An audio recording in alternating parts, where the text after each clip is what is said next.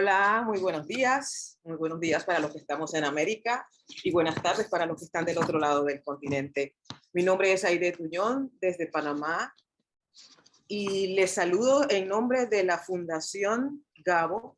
Le damos la más cordial bienvenida a este ciclo de seminarios web, titulado Escenarios posibles para un periodismo diverso e inclusivo, en una actividad organizada por la Fundación Gabo, el Custre EUNIC Colombia, Goethe Institute, Alianza Francesa, Delegación de la UE en Colombia, Embajada de Holanda, Instituto Italiano di Cultura, Embajada de Suecia, Embajada de España, Fundación Carolina, Embajada de Brasil, Embajada de México, Embajada de Panamá, Embajada de Perú, Universidad del Rosario y la Fundación para la Libertad de Prensa, FLIP, en el marco de la iniciativa EULAT for Culture, que busca fortalecer la cooperación cultural entre Europa y América Latina.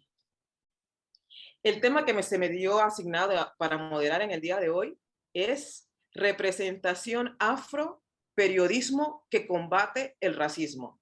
Sí, combate el racismo todavía hoy en este siglo. Y para ello me acompañan Fran T. desde España y también Pedro Borges desde Brasil, quienes han hecho un trabajo excelente, cada uno por su lado, para este tema precisamente y combatir el racismo que existe todavía en nuestros países. Bienvenido, Fran, y bienvenido, Pedro. Antes que Hola, todo, ¿qué tal? Buenas. ¿todo bien? ¿Todo bien? Buenas tardes aquí en España. Creo que ahí estáis por la mañana, así que buenos días ahí. Sí, todavía estamos de mañana. Mira, me gustaría que tú mismo te presentaras con este proyecto que tienes, que ha sido súper exitoso. No hay negros en el Tíbet. ¿Me puedes contar de qué se trata? Bueno, No hay negros en el Tíbet fue una idea que tuve, bueno, en realidad llevo teniendo ese deseo desde hace bastante tiempo de hacer un programa de radio que hablara principalmente de la negritud. Y si bien a través del hip hop yo he hablado bastante de la negritud con mis canciones, me faltaba quizás por el desarrollo que yo había tenido trabajando en Radio 3, colaborando donde sigo a día de hoy con un programa de hip hop, pues hacerlo a través de la radio, ¿no? A través de la comunicación. Y la verdad es que tenía claro que tenía que ser esa la temática, hablar sobre la negritud, pero quería un enfoque un poco distinto. Sí que había visto algunos podcasts, había escuchado algunos simposios, en algunos incluso hasta he participado yo, charlas, reuniones con diferentes asociaciones y demás que hablaban de cuestiones que tenían que ver con la negritud, con las personas afrodescendientes, etcétera. Pero lo cierto es que muchas veces me acababa aburriendo, ¿no? Personalmente, en el enfoque que se hacía, ¿no? Que eran demasiado serios probablemente, ¿no? Y acababa, no sé, acababa siendo para mí algo tedioso. Y hay una cosa que sí tuve en cuenta, que necesitaba que tuviese un gancho divertido, un gancho entretenido. Y sin duda alguna el humor era la clave. Entonces, una de las cosas que tenía claro yo también es que quería gente que estuviese dentro de la comedia. Y evidentemente, si voy a hacer un programa de negritud, pues, y quiero enfocarlo a la comedia, tenía que ser gente negra. En España, por desgracia, no hay muchos cómicos negros, pero da la casualidad de que encontré a los dos mejores, que son a Sari Vivan y a Lamin Tior. Les conté la idea, a Sari tenía algo parecido en la cabeza, que le gustaba vamos, que ya llevaba tiempo pensando en querer hacer una cosa así y bueno, fue amor a primera vista. Nos juntamos los tres y vimos que ese era el proyecto y desde la primera reunión que tuvimos surgió la química para poder hacer esto y fue simplemente ordenarlo, presentarlo a un medio importante. El primer medio importante al que fuimos nos dijo que sí, que fue el grupo Prisa con la plataforma Podium Podcast y el resto es historia. El resto ya pues estamos haciéndolo. Hemos hecho una primera temporada que ha tenido mucho éxito y ahora en octubre vamos a empezar la segunda temporada. Ok, excelente. Y Pedro, ¿qué tú nos puedes contar en Brasil? Todo este proyecto que has hecho de Alma Petra, ¿de qué se trata y cómo ha avanzado con éxito esto? Bom, pessoal, primeiro, obrigado. Hola, muchísimas gracias por la interpretación, dice él, por todo el cuidado para tener a alguien que hable portugués. A pesar de comprender un poco del español, yo quiero agradecer a todos ustedes la invitación. Alma Preta surgió en 2015 en una universidad aquí en Brasil, Unesp, en el estado de São Paulo, estado en donde nací, y surgió en un momento en que había una discusión acerca de políticas de cuotas, acciones afirmativas en las universidades de Brasil. Brasil se trata de un país donde la mayoría de sus habitantes son negros. Es importante destacar, la mayor parte de la población de Brasil es afrodescendiente, pero el racismo es tan fuerte con nosotros que somos tratados como siendo la minoría en Brasil, desafortunadamente. Para que tengan una idea, señores y señoras, la universidad en la cual yo hice parte, apenas 3% de los alumnos eran alumnos negros, aun estando en un país en donde 56% de su población es negra. Y entonces decidimos hacer un medio, construir un medio de comunicación que pudiera hacer una diferente representación acerca de la población negra en Brasil y también que pudiera hacer una cobertura diferente acerca de la realidad brasileña. Nosotros tenemos una pésima representación de la población negra en Brasil. La población negra en Brasil solamente es representada cuando trata-se de un crimen, cuando están abordando una situación de extremada pobreza y la población negra solamente está siendo representada en una forma positiva en casos puntuales, cuando trata-se de una partida un partido de fútbol, un futbolista, o un cantante, un actor, una actriz.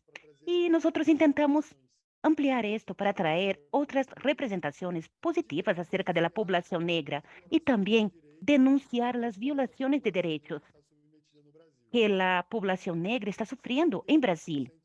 78% de las víctimas de violencia, de asesinatos en Brasil, de muertes, son personas negras. La gran mayoría de las personas negras, las personas que están detenidas en Brasil son personas negras. Las mujeres negras son las mayores víctimas de violencia en sus hogares. Nosotros tenemos números muy grandes contra violencia, violencia contra la población negra, pero que son extremadamente borrados debido al discurso oficial de Brasil acerca de que aquí en Brasil vivimos en una democracia de raza, en donde el pueblo brasileño es el pueblo que baila, canta, sonríe, que recibe a todos como los jugadores de fútbol a través de samba, de carnaval, y que aquí es el paraíso de las razas, de que aquí negros y blancos están conviviendo de una forma muy buena, en armonía.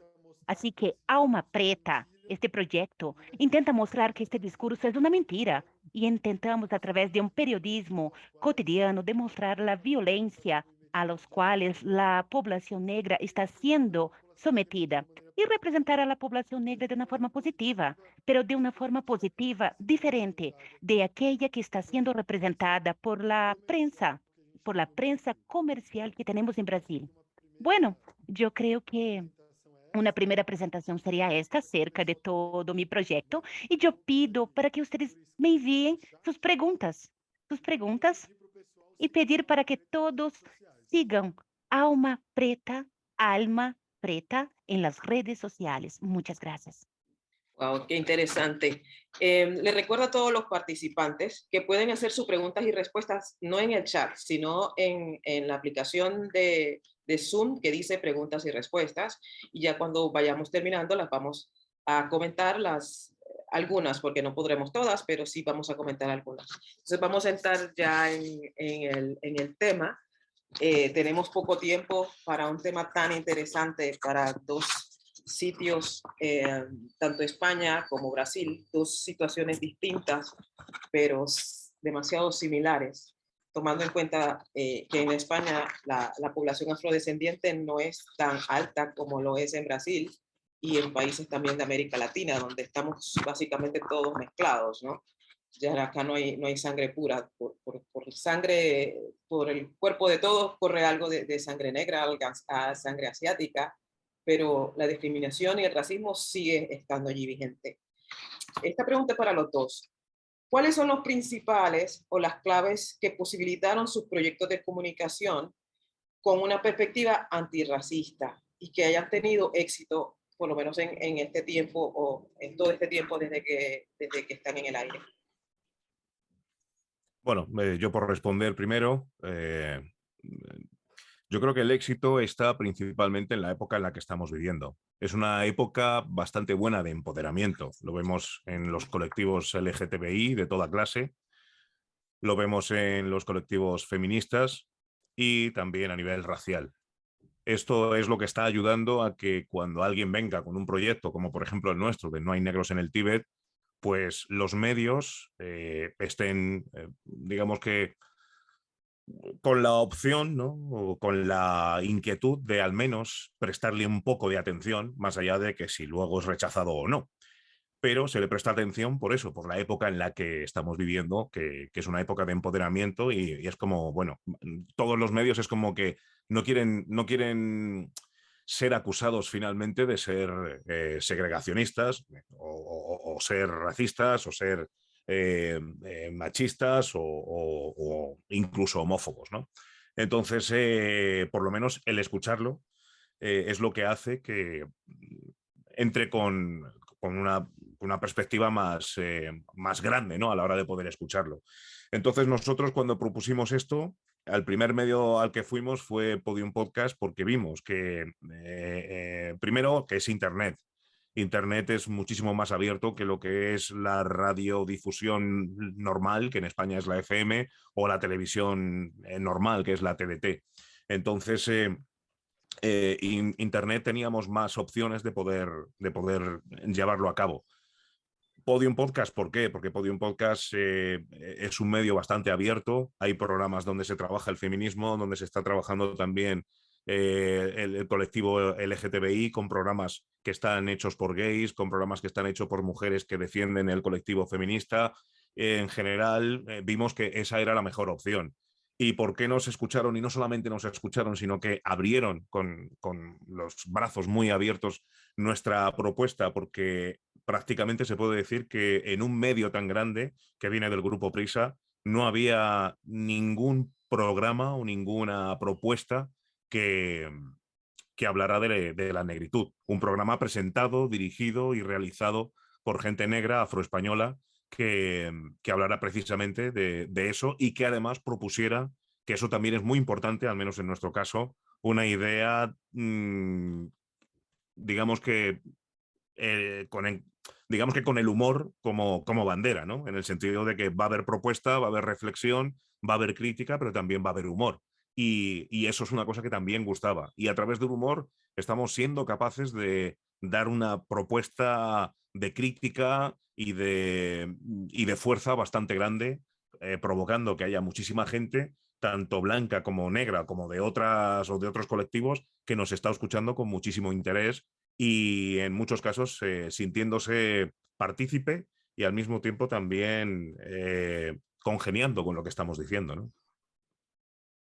Excelente. Antes que inicies, Pedro, quiero recordarle a los participantes que en la parte de abajo del Zoom tienen la opción para escuchar lo que va a hablar Pedro en español o para que puedan entenderlo mejor, ya que él habla en portugués. Entonces, adelante, Pedro, con tu intervención. Obrigado, Aide. Muchísimas gracias, Aide y Franklin. Verdaderamente, nosotros estamos pasando por un momento que permite el crecimiento de proyectos como Alma Preta y tantos otros proyectos. Pero yo creo que yo quiero destacar mucho el papel del movimiento social negro en Brasil en esto, porque Brasil es el segundo país con mayor número de población negra en el mundo. Brasil solamente pierde para Nigeria. Después de Nigeria, Brasil es el país con el mayor número de personas negras, mayor aún que los países del continente africano. Brasil es el último país que ya no hay esclavitud, que detuvo la esclavitud en América Latina. En 1988, personas dejaron de ser esclavos en Brasil y después de esto, Brasil ha asumido un compromiso de un Congreso Internacional en 1911 llamado Congreso Internacional de las Razas para excluir de forma física y simbólica el pueblo negro en Brasil en 100 años. Así que el proyecto del Estado brasileño era de que no existiera personas negras en Brasil para 2011. Este ha sido un proyecto que, por supuesto, no ha sido aprobado. De 2011 hasta hoy, seguimos con la mayoría de la población brasileña.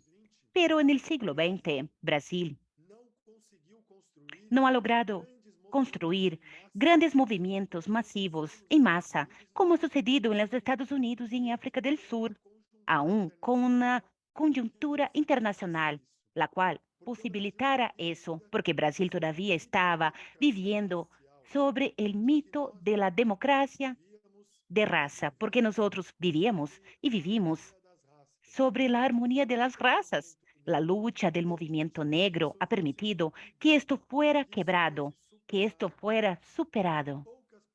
Pocas personas hoy en Brasil creen que no existe más racismo en Brasil. Las personas comprenden que existe racismo, de que existe procesos de discriminación en Brasil. Y esto ha permitido el crecimiento de un orgullo negro en Brasil. Y esto ha permitido con que proyectos como Alma Preta tuviesen un eco, voz en la sociedad. Así que es muy importante destacar mucho el papel del movimiento negro en todo eso. Y a partir de entonces, destacar también todo esto que está siendo construido por el movimiento negro y por los medios de comunicación negros en Brasil. Hay muchos proyectos de medios negros en Brasil y sobre todo proyectos digitales, los cuales permiten a nosotros poner iniciativas como Alma Preta en el entorno digital a partir de un costo muy bajo, porque nosotros también, debido al racismo, estamos alejados de los recursos para poder construir grandes proyectos de comunicación en Brasil. Los proyectos digitales en Brasil exigen, exigen una menor inversión y posibilita para nosotros a que nosotros tengamos un sitio web así como tienen los grandes medios de comunicación en Brasil. Aún sin recursos, logramos tener un sitio web, así como los medios de comunicación que tienen mucho dinero. Logramos competir con ellos. Hay una competencia, así que fueron estas iniciativas las cuales permitieron esto. Yo creo que hoy existe una comprensión en la sociedad brasileña, así como en todo el mundo, una comprensión de que no es posible ignorar a nosotros, negros. Hemos tenido de esta forma una apertura en los medios y en la sociedad de una forma general a través de este proyecto. Qué interesante. Ujú. ¿Creen ustedes que con estos proyectos que han realizado han abierto los ojos a a los medios de comunicación convencionales? Porque tanto el tuyo, Frank, como el de Pedro son vía internet. Gracias a Dios incluso hasta gracias a la pandemia, el tema este de las redes sociales y los medios por internet se han ampliado mucho más. Ujú.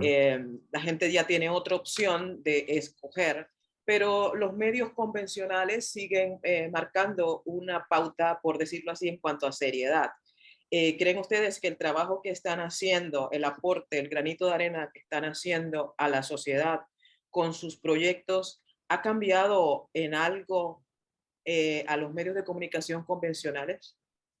Bueno, yo creo que Internet en general está cambiando mucho a los medios de comunicación generales, a los clásicos de A siempre. los clásicos, exacto. De hecho, si te das cuenta, mucha y buena parte de la información que ellos ponen en esos medios está sacado de Internet. Así ¿De es. acuerdo? Entonces, el periodismo convencional también ha cambiado. Se nutre y se alimenta también de lo que está ocurriendo en las redes, porque las redes es una ventana muchísimo más abierta. Y ya no Y solo más es que sea rápida. y más rápida también, pero me refiero al hecho de que si, hablando por ejemplo de fútbol, tú antes Ujú. para tener información sobre un futbolista más allá de lo que hace en un equipo de fútbol, tenías que entrevistarle y si te daba esa entrevista, pues ahí es donde sacabas la información. Pero si no, ya no sabías nada más. Sin embargo, todos los futbolistas ahora tienen una red social y en esa red social tú ves cosas que antes, en los años 80 o en los años 90, no podías ver, como Así dónde es. viven, cómo es su familia, qué es lo que hacen después de un partido. ¿Por qué? Porque las propias personas ponemos a disposición de todo el mundo lo que estamos haciendo. Entonces eso hace que evidentemente los medios generalistas saquen información de allí y se nutran y se alimenten de ello para poder también desarrollar o hacer crecer sus medios. Por lo tanto, Internet en ese sentido es maravilloso por eso. ¿Qué es lo malo? Que en Internet hay muchas cosas Sí. y es muy difícil destacar. Sin embargo, con todo y con eso, hay veces que tienes la suerte de poder destacar porque España en este sentido, cuando hablamos de negritud, sigue siendo todavía muy virgen.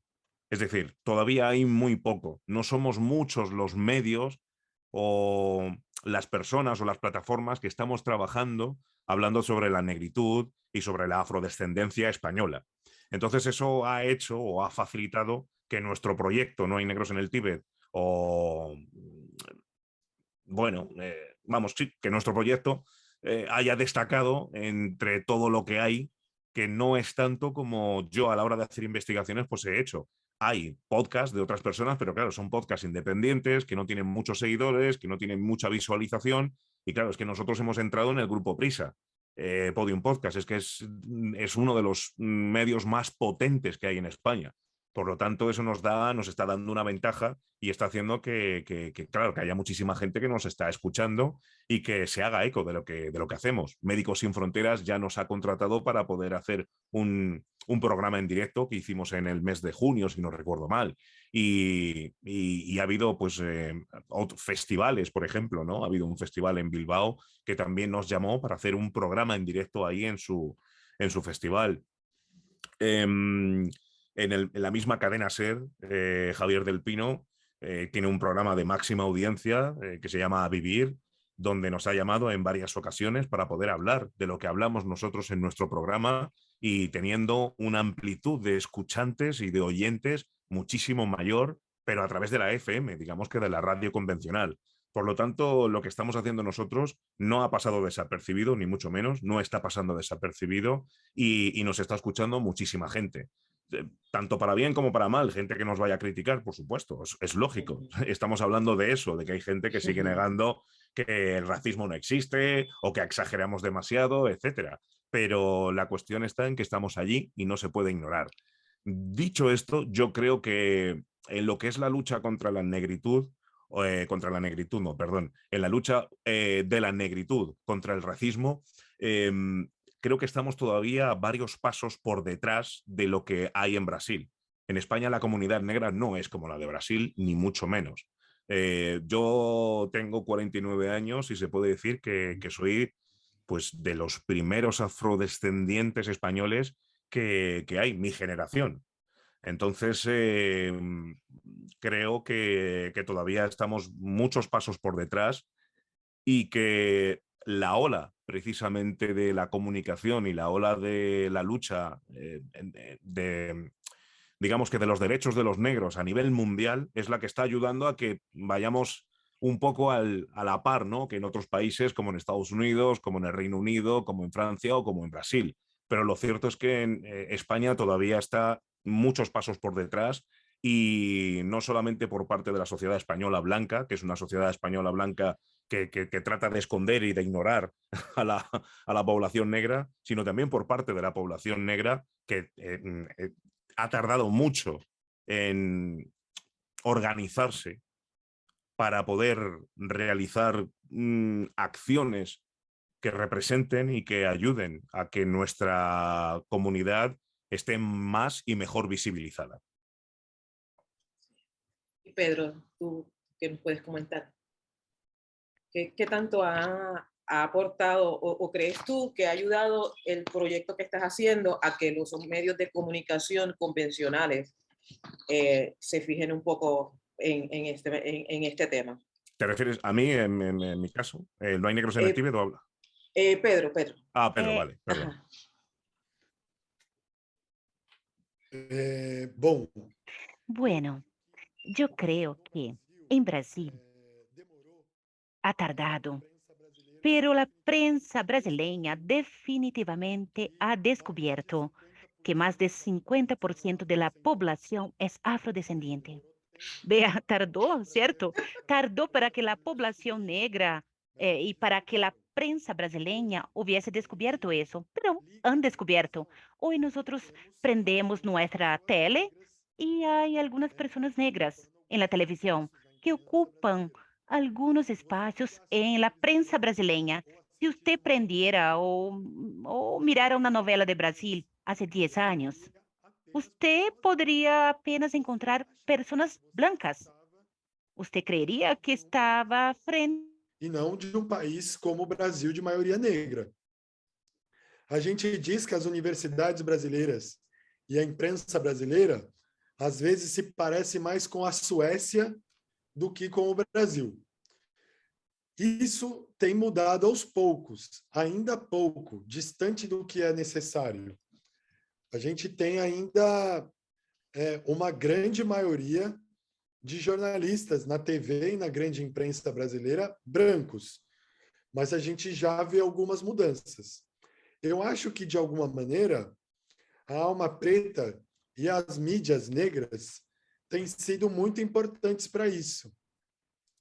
Essas grandes mídias descobriram uma demanda da sociedade que passou a questioná-los nas redes sociais. As pessoas me escutam? El traductor yo no lo escucho. El traductor se nos fue. Mm, pues Para um pouco? no, El intérprete. Esperemos un momentito.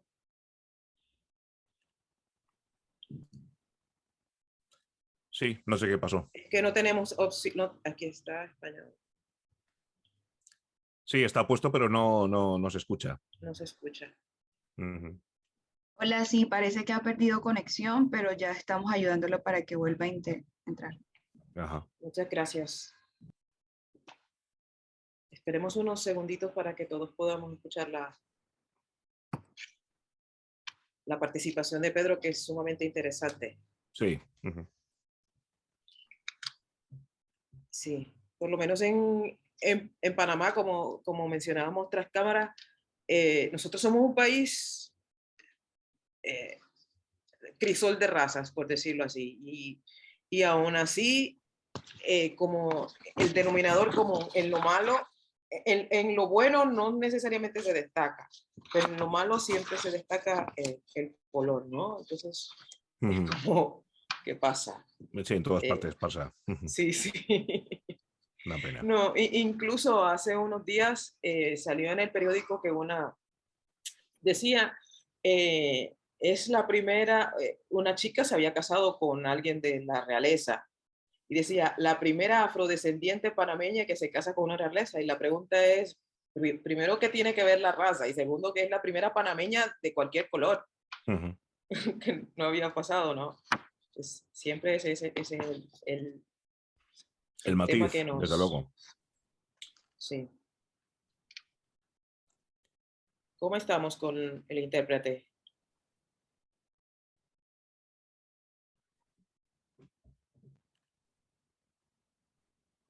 Les recordamos a los participantes que las preguntas y respuestas las pueden hacer en la parte de abajo de la aplicación que dice preguntas y respuestas y en su momento las vamos a... Aide, Sí. se quiser fazer uma pergunta para o Franklin, pode perguntar para ele, porque aí o pessoal entende ele. Ok. Creo que entendí lo que me dices. Sí, que bueno, sigan que sí. preguntándote a ti para, Sí, para por lo menos que no haya silencio. para poder seguir avanzando y aprovechando el tiempo. Claro, claro, desde luego. ¿Ha tenido el periodismo avances en esto? Y más que todo, ¿qué recomendaciones prácticas le darías tú, Fran, a los periodistas para que esta brecha Ujú, se cierre realmente? Porque no debería por qué haberla. claro. Ujú. Hombre, el primer consejo es que aquí hay un problema principal y es que el periodismo convencional, que lo voy a poner con el color blanco, ¿vale? El periodismo blanco tiene un problema, al menos en España, con la cuestión racial. Está en primero de racismo, está en el primer curso. Siguen preguntando, hola, ¿hay racismo en España? Si la primera pregunta que me vas a hacer eso, no vamos a avanzar. Esa no puede ser la primera pregunta, ¿de acuerdo? Además, yo parto siempre de la base de que hay racismo en todas partes. Así ¿Cuál es. es el segundo problema? El considerar racismo unas cosas y considerar otras que no. Yo, de hecho, estoy un poco en la tesitura de decir, bueno, ¿de qué manera podemos hacer para que el periodismo blanco no se sienta siempre ofendido constantemente a la hora de que yo califique racismo a algo que ellos no califiquen como racista?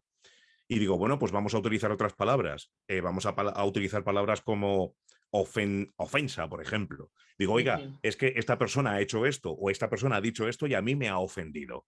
La ofensa es una cosa que creo que nos incumbe a todas las personas en el mundo, seamos blancas, azules, verdes o lo que sea. Así Entonces, es. si alguien hace una cosa que a mí me ofende o a un colectivo le ofende, yo entiendo que a partir de ahí puedes hacer una crítica sobre eso. ¿De acuerdo? Porque he utilizado el término ofensa y lo que ofende, desde un medio de comunicación, se tiene que entender como algo malo. Entonces, si hay una persona que ha hecho algo que ha ofendido a un colectivo, se tiene que catalogar como algo que se tiene que criticar, sin utilizar necesariamente la palabra racista. Es Sí, decir, sí. no, ha cometido usted una ofensa a este colectivo. ¿De acuerdo? Entonces, quizás desde esa perspectiva, pues a lo mejor lo hagan. Porque el problema principal que hay es que se sigue creyendo que racismo es la segregación racial como la que hubo en Estados Unidos hasta los años, yo qué sé, hasta los años 70, o el apartheid de Sudáfrica. Ujú. Entonces, si tú eres una persona negra que puede trabajar, que puede tener una casa, que puede comprarse un coche, que puede vivir, que puede andar, que puede entrar en un bar, no hay racismo. ¿Usted puede entrar en un bar siendo negro? Sí. ¿Usted puede trabajar siendo negro? Sí. Tal. Entonces no hay racismo.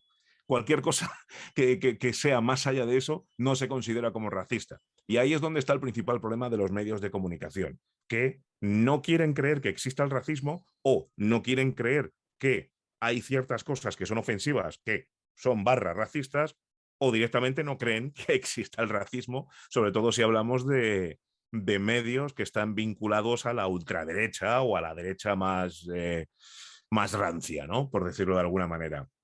Entonces, el principal consejo que yo le daría a esas personas es quiten la palabra racista y utilicen el término ofensivo. Oiga, usted, esto es ofensivo. ¿Qué es lo que pasa? Que, por ejemplo, vivimos una época donde hay mucha guerra con lo ofensivo y lo no ofensivo. Entonces, los medios tradicionalistas es como que no, esto no puede ser ofensivo. ¿Por qué? Porque el catalogar como ofensivo algo que antes no lo era implica a las personas que están en una zona de privilegio tener que cambiar. Y hay personas que están en zona de privilegio, y normalmente suelen ser blancas, que no quieren cambiar. No quieren cambiar el discurso, la forma de hablar, la forma de actuar. Y estamos hablando solamente de palabras. Digo, oye, quizás a lo mejor, en vez de decir, vamos a utilizar, por ejemplo, una típica frase que se utilizaba, vamos, y que de hecho se sigue utilizando. Bueno, es que yo el otro día estaba trabajando y es que aquí había lo que era una merienda de negros. ¿No? Merienda de negros es una frase que se ha utilizado siempre aquí en España cuando se quiere hablar sobre algo caótico y que es una frase que está basada en la esclavitud, ¿no? Como diciendo, bueno, pues los negros cuando merendaban en la esclavitud era muy desordenado porque, bueno, pues eran esclavos, no podían merendar de una manera ordenada, así que no queda otra. Y entonces ese Wow. término se ha utilizado durante los siglos y durante los años para explicar o para decir, aquello que fue aquello, en vez de decir un desastre, se dice, eso fue una merienda de negros. Bueno, pues decir merienda de negros es ofensivo. Cambie la palabra. En vez de decir merienda de negros, diga la palabra correcta, que es eso fue un Un desastre. desastre. Pero claro, para ti, que eres una persona privilegiada, te cuesta mucho tener que cambiar y decir, no, esto fue un desastre. ¿Vale? Entonces ese esfuerzo es un esfuerzo que no se quiere tomar, que no se quiere poner y que no se quiere hacer porque estás en una zona de privilegio y eso te implica cambiar. Si no tenemos esos cambios, evidentemente los medios no van a evolucionar. Dicho esto, lo que hay que hacer es estar en un sitio, cuando digo de fuerza no me refiero a la violencia, sino en un sitio de inteligencia, en un sitio de tener apoyo, de saber decir, esto no. Es decir, si yo voy a la televisión y alguien coge y me pregunta, oye, Fran, ¿aquí en España hay racismo? Yo tengo que increpar a esa persona y decirle, mira, si me haces esa pregunta, no vamos a entendernos, no estamos empezando bien. Y me da igual el medio que sea, hay que decirlo, porque la pregunta no es esa. No puedes preguntar, oye, ¿aquí en España hay racismo? Esa no es la pregunta. Hay que ir al quid de la cuestión de cada cosa, de cómo es. Eso no se puede hacer esa pregunta. Entonces ahí es donde está, yo creo que las claves de cómo poder hacer cambiar un poco todo eso. Y luego, sobre todo, el meterse en la cabeza de que se está ofendiendo a un colectivo con ciertas cosas, con ciertos comentarios, con ciertas palabras, con ciertas ideas. Y Aunque sean yo, costumbres. exactamente, y yo lo que hablo es eso, de ofensa, de ofender. No voy a utilizar el término racismo. Ofender. Ofender es popular, es para todos. La ofensa es una Así cosa que no es. nos gusta a los demás. Pues quizás, tal vez, ese sea un plan, ¿no? Muy bien. Muy bien. Mira, aquí me gusta Julián. ¿Cuáles técnicas abordaron para la investigación del proyecto?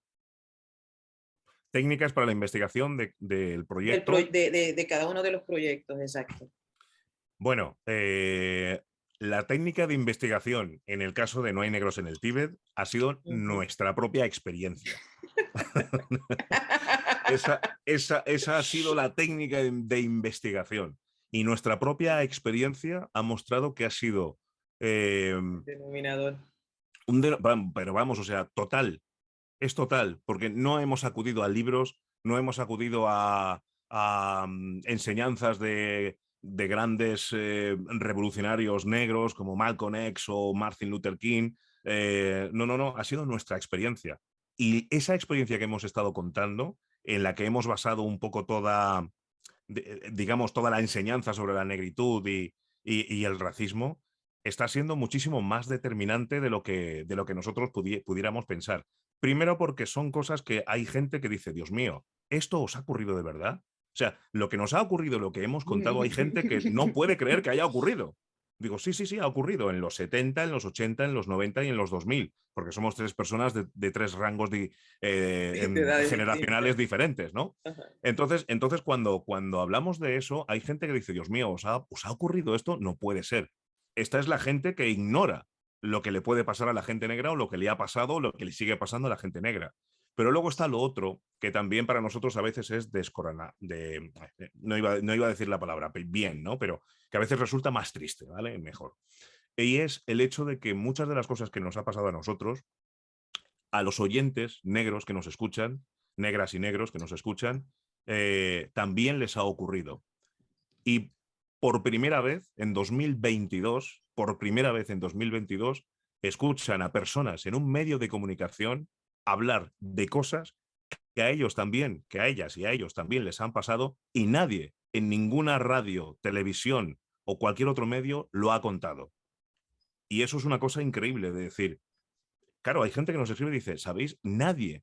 No lo he visto en ninguna película española, no lo he visto en el teatro, no se ha hablado de ello en mi colegio. No. Ha sido en Hay negros en el Tíbet, cuando habéis contado vosotros esto, de repente me he sentido identificado porque a mí me ha ocurrido y pensaba que era la única persona que le ocurría esto.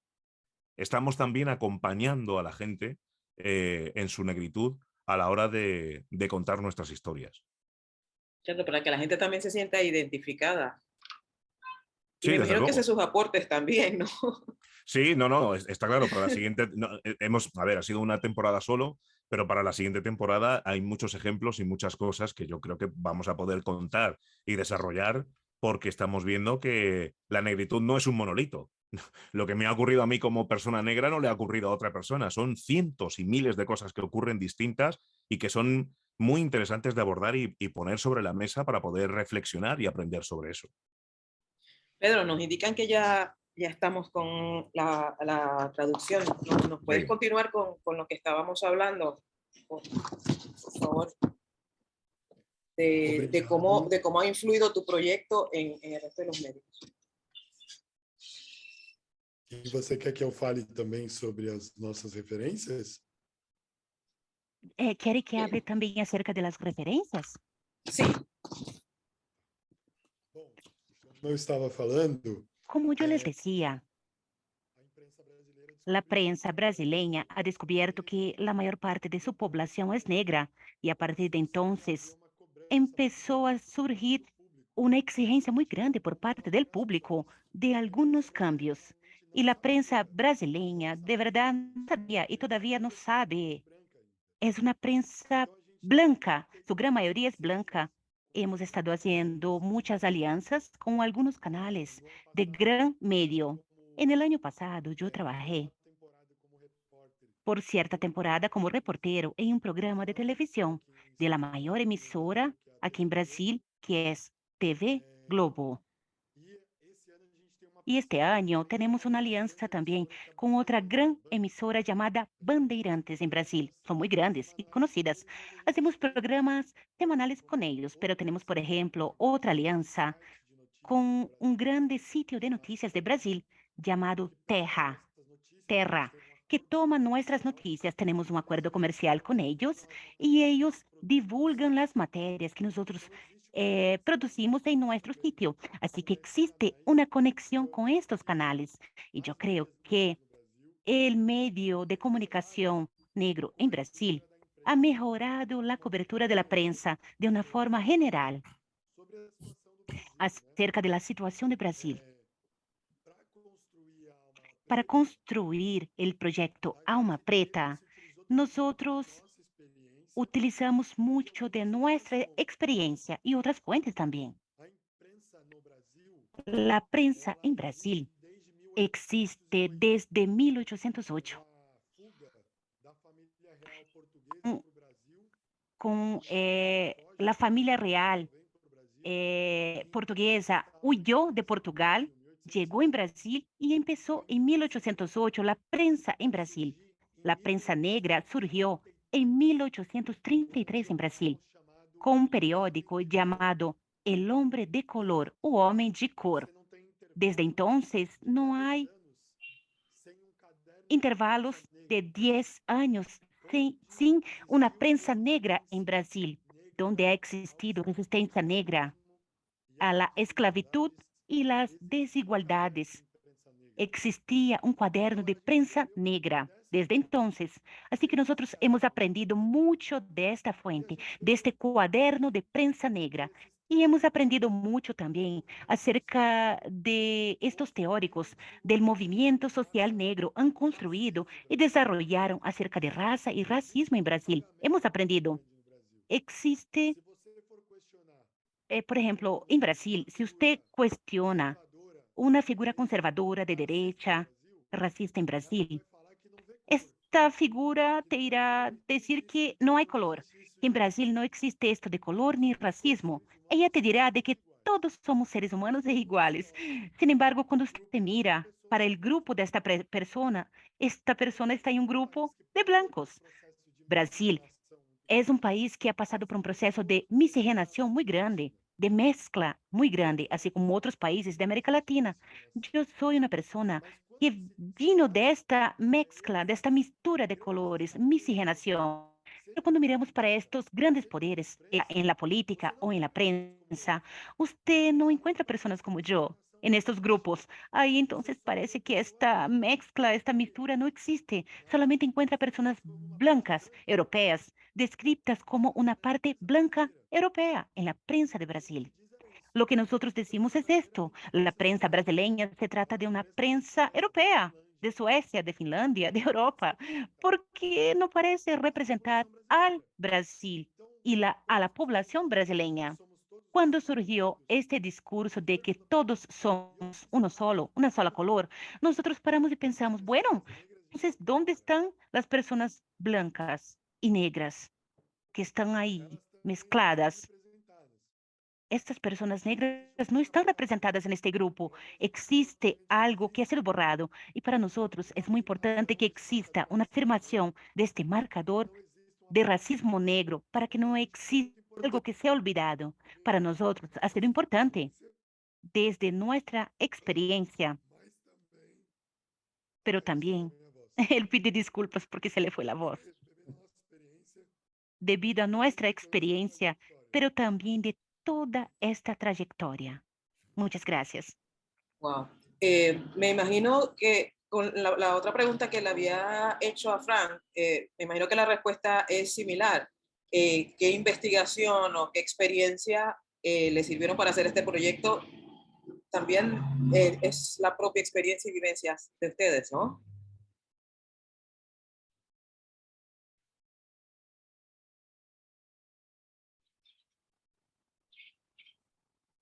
Es una pregunta. Si la experiencia propia es la que los llevó a ustedes a hacer este proyecto y realmente, que era lo que preguntaba la persona de internet. Listo, ya tiene el resumen de la pregunta, tranquila. Él sigue diciendo que, bueno, nuestra experiencia ha sido muy importante para que lográramos desarrollar nuestro proyecto, pero no apenas nuestra experiencia. Yo creo que hay una experiencia también, una experiencia colectiva y una junción colectiva del movimiento negro brasileño en este sentido. Así que nosotros hemos leído muchos periódicos de la prensa negra brasileña del pasado, periódicos anteriores, para de esta manera poder construir este proyecto llamado Alma Preta. Y nosotros también hemos leído muchas referencias de teóricos y activistas también, activistas del movimiento negro, para que pudiéramos desarrollar el proyecto de la Alma Preta. Yo creo que me parece importante justo decir por qué alma negra, alma preta. En Brasil, Franklin habló acerca de esta merienda negra y él dice que en Brasil existe una expresión que es utilizada que é como o siendo para decir algo bueno, que dice negro de alma blanca, que como si fuera una persona negra que fuera educada, negro de alma blanca, es una persona que es un negro que ha sido educado, calladito, Mm. y es un negro que quiere estar cercano a los blancos. En Brasil, utilizamos una idea de ser negro de alma negra para que pudiéramos, de cierta manera, luchar contra el racismo y las desigualdades y reafirmar nuestro lugar. Pero para esto, sí, ha sido muy importante tomar el agua de la fuente del movimiento negro y acerca de la comunicación de estos teóricos negros que ellos construyeron para nosotros. Todo esto ha sido muy importante para el desarrollo de nuestro proyecto. Muchas gracias. Ya para terminar, una persona de Costa Rica nos dice que hay legislaciones para que las instituciones públicas incorporen cuotas de afrodescendientes, indígenas y por discapacidad. ¿Existe algo similar en sus países y en qué creen que esto contribuye a este avance?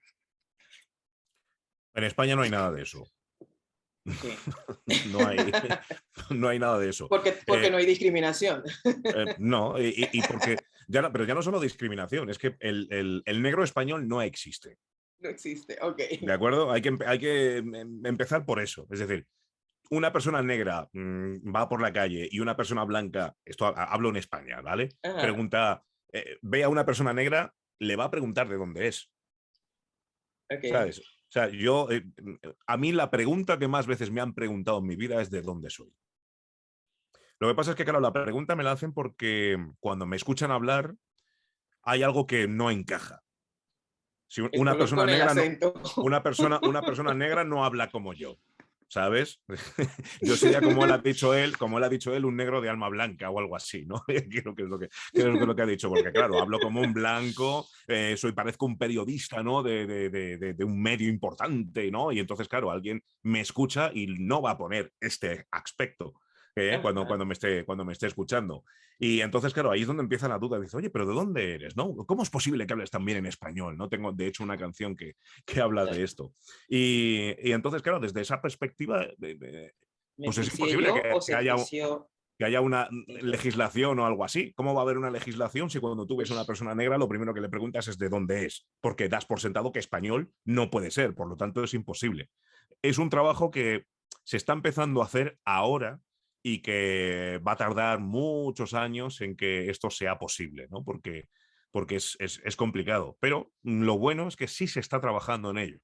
Y eso es lo más esperanzador, pero es muy complicado porque hay generaciones y generaciones no solamente de mi edad, sino gente más joven que sigue todavía contemplando a las personas negras como personas que vienen de fuera, no personas que son españolas. Creo que te fuiste, se fue. Sí, Oh, parece que Aide perdió también conexión. Dice que ya Vocês querem que regresa. eu continue? Sí, dice que ya regresa. Puedo continuar leyendo algunas de las preguntas que nos han llegado para que ustedes ujú, puedan No responderme. Brasil existe. Pedro dice que en Brasil, para responder a esta pregunta, ajá. existe políticas de afirmación. Vocês me escutam? Sí, sí, sí, yo te escucho, te escucho. Políticas de No Brasil afirmación. existem políticas En de Brasil existen políticas de acciones de afirmación, así como Costa Rica. Ha sido algo muy complicado de ser aprobado. Ujú, El fin de las acciones afirmativas en Brasil, por ejemplo, es una gran bandera del actual presidente Jair Bolsonaro. Este presidente está en contra de eso, completamente en contra de eso. El argumento que nosotros hemos utilizado, uno de ellos es lo siguiente. Brasil solamente está siendo reconocido, solamente es reconocido internacionalmente por aquello que el pueblo brasileño ha hecho. Brasil no es reconocido por la producción histórica de los blancos brasileños. Voy a dar unos ejemplos. En cualquier lugar del mundo, cuando nosotros nos presentamos como brasileños, las personas nos asocian al fútbol y a samba. Nuestras grandes equipos de fútbol son equipos de jugadores negros. Nuestros grandes deportistas son negros. Neymar, Ronaldinho, Pelé, Garrincha, ujú, Ronaldo. Nosotros somos reconocidos en la música también, debido a la samba y otras producciones musicales de Brasil, de artistas pero negros, en donde Brasil ha aceptado el negro. Brasil empezó a ser reconocido internacionalmente. Las universidades brasileñas tenían 3% de personas negras apenas. Hoy, las universidades de Brasil tienen 50% de personas negras. Y de pronto, a partir de entonces, nosotros logremos ser reconocidos nacionalmente e internacionalmente. Pero surgió una discusión acerca de la construcción de la identidad nacional, cuando Franklin dijo acerca de que él no es visto en la calle como español, es de que probablemente la identidad nacional española esté asociada a personas blancas, ¿cierto? Y claro. no a la diversidad Ujú, que existe en España. La identidad nacional brasileña no es negra, es blanca. Y ella no reconoce incluso acerca de que la población negra es la mayoría de la población. claro. De esta manera, existe algo que ha sido olvidado y ha sido necesario mucha lucha para reconocer la existencia de racismo en Brasil y la existencia de que nosotros somos la mayoría para lograr construir una política afirmativa que ha cambiado, una política de afirmación que ha cambiado el cotidiano de Brasil. Excelente. Wow. Lo de Brasil de verdad que es impresionante, ¿no? Por ser la mayoría. Pero bueno, ya estamos terminando, solo faltan 5 minutos. Me gustaría que cada uno diera como un consejo, ver que hay periodistas que están participando en este foro, un consejo a los periodistas de cómo manejar esto eh, y ir eliminando esas barreras imaginarias que realmente son. Bueno, para mí el consejo principal, y es lo que yo estoy viendo en España, que es lo que está haciendo que las voces que antes estaban silenciadas tengan un espacio, es dejarles hablar. Deja hablar a las mujeres, que sean ellas las que digan lo que les pasa y cómo se siente. Deja hablar al colectivo LGTBI, que sean ellos los que se expresen y que expliquen y que hablen de cómo se sienten y de cómo es su vida. ¿Sabes? Darles la oportunidad de que tengan un medio, de que sean ellos los que dirijan. Deja que la gente latina lo haga, deja que la gente asiática lo haga, deja que los negros lo hagan. ¿Me entiendes? O sea, el problema está que si los blancos son los que van a decir cómo son y cómo hacen, el hombre blanco heterosexual es el que acaba diciendo cómo son todos los demás, no va a haber una visión real de cómo son todos los demás. Y todos los demás lo que necesitamos es tener ese espacio y esa oportunidad para poder decir quién somos, qué es lo que hacemos y hablar de nuestras vidas. Entonces es eso. Y al final, No hay negros en el Tíbet es un programa donde nosotros, personas negras, estamos dirigiendo un programa, estamos hablando sobre ello y estamos con nuestras virtudes y defectos mostrando cómo somos y al mismo tiempo dando una representación o haciendo una representación de otras personas negras que están en España que han vivido cosas parecidas a las que nos han ocurrido a nosotros y que ningún otro medio dirigido, presentado y realizado por una persona blanca ha hablado nunca. Y es que es así. En uno de los programas estuvimos hablando con un chico del colectivo LGTBI, hablando de lo que es el racismo dentro del colectivo LGTBI. La parte en la que él hablaba del racismo podíamos estar entendiéndole, pero en la parte en la que él estaba hablando de la homofobia, era él el que tenía que hablar. Nosotros podíamos preguntar, pero era él el que tenía que hablar y explicar. No decir nosotros, bueno, tenéis que hacer esto y tal cual. No, no, no, no, no, es él. Yo no pertenezco al colectivo LGTBI y tengo que dejarles hablar. Del mismo modo que lo hacemos cuando hay una mujer hablando sobre feminismo, etcétera. Tenemos que ser cómplices, tenemos que ser aliados, pero sobre todo dejarles hablar, que cada uno tenga su palabra y que pueda ser el protagonista.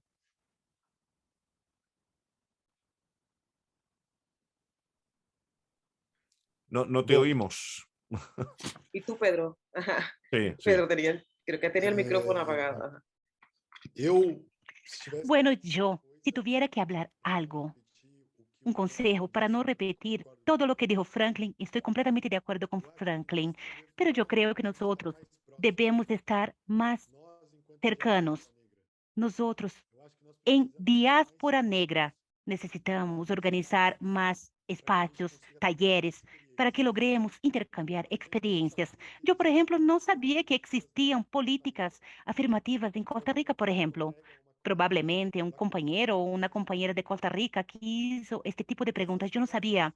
Estos intercambios son importantes Claro. porque algunos de nuestros problemas son muy parecidos y nosotros tenemos las posibilidades de nos fortalecer juntos. Yo en Alma Preta me encantaría tener alianzas con medios de comunicación negros o materiales, iniciativas negras provenientes de otros países, por ejemplo. Espanhol y portugués son idiomas en donde nosotros logramos encontrar personas que puedan hacer traducciones. Es muy fácil y logramos tener entonces intercambios. Yo estoy Ujú. seguro que el público negro de Brasil tiene el interés de saber cuáles son los desafíos de la comunidad negra en España, por ejemplo, cuáles son los retos de la comunidad negra en Panamá, de la comunidad negra en Puerto Rico, por ejemplo. Es muy importante que nosotros estemos juntos porque la dimensión del supremacismo es internacional. Así que la resistencia negra, señores y señoras, tiene que ser también internacional. Y nosotros necesitamos tener momentos de intercambio, de compartir, para que juntos logremos hacer, alcanzar nuestro objetivo, superar las desigualdades existentes en todo el mundo y el racismo. Eso es todo. Yo pido para que ustedes por favor, sigan nuestro trabajo de Alma Preta, en nuestros trabajos en las redes sociales. nos contacte. A mí me encantaría pasar mi contacto para ustedes, para intercambiar ideas, vemos en cosas que podemos hacer juntos. Y verdaderamente quiero agradecer a todos ustedes, porque yo creo que es un esfuerzo muy importante, muy bacano, de que ustedes traigan a alguien de Brasil, de un otro idioma, para que logremos intercambiar y nos fortalecer. Y que nosotros no dejamos que el idioma sea una barrera entre nosotros. Muchísimas gracias. Wow, realmente Qué interesante. bonito. El tiempo se nos acabó. Esto da como para toda la tarde, No, ya lo dije yo definitivamente. que una hora no iba a ser No, poco. no, no, no, ni una hora, 45 minutos yo creo Ni que nos una, claro. tocó. Pero bien, a todos los presentes, quiero invitarlos a que el próximo jueves se unan a el próximo tema, que es la palabra indígena, una conquista de la dignidad, la memoria y la vida.